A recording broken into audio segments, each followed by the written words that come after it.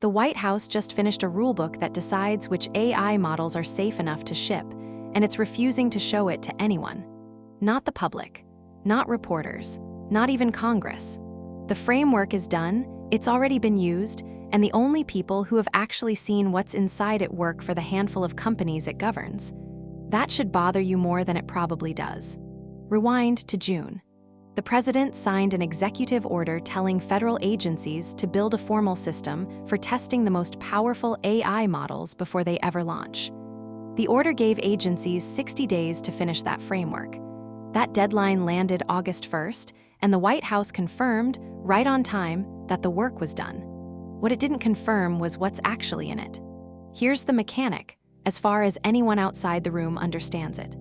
Frontier Labs get up to 30 days of voluntary early access before a major new model goes public, meaning the government gets first look, runs its own cybersecurity evaluations, and only then does the public release happen. In theory, that's a real safety net. In practice, nobody outside government knows what the net is actually testing for. On August 4th, the administration sat down with roughly a dozen companies, including OpenAI, Anthropic, Google, Meta, Microsoft, and Nvidia, plus a batch of smaller labs, and walked them through the finished framework behind closed doors. Everyone in that room now knows the benchmarks.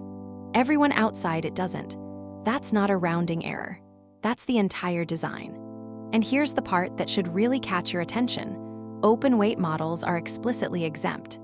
Meta's Llama, Nvidia's Nemotron, anything you can download and run yourself, none of it goes through this review. Only closed, proprietary frontier models get the 30-day government checkpoint. That's not a neutral safety choice. That's the government deciding which business model gets extra scrutiny and which one gets a free pass. So what's actually classified? The benchmarks, the thresholds, the specific bar a model has to clear to pass. The framework document itself isn't technically classified, it's just not being released. And multiple reports say the administration doesn't plan to hand it over to Congress either, the exact branch of government that's supposed to be checking the executive branch in the first place. The reaction has been about what you'd expect. A group of Democratic senators has formally demanded access. A policy nonprofit has already filed Freedom of Information Act requests trying to force it into the open. And the common line from nearly every outlet that's covered this is the same. Secret oversight isn't oversight, it's a rubber stamp with extra steps. To be fair to the White House for 1 second, pre-release cybersecurity vetting on frontier models isn't a crazy idea. A nation-state actor probing a brand new frontier model for exploitable weaknesses before the public even gets access is a real threat.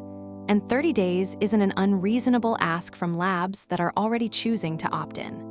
But a safety framework you can't inspect isn't a safety framework, it's a trust exercise. If a model gets waved through, there's no public bar to check that decision against.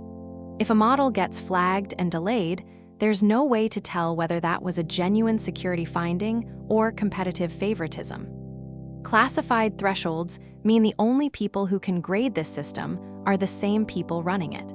My take, the instinct here, get real eyes on frontier models before they ship, isn't the problem. The refusal to publish even the rules of the game is. Keep the specific exploit details classified for genuinely good reasons if you want.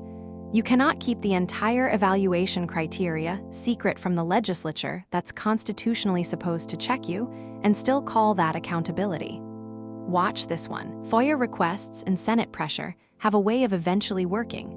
That's today's lesson. New AI story every day. Follow and subscribe so you don't miss what's next.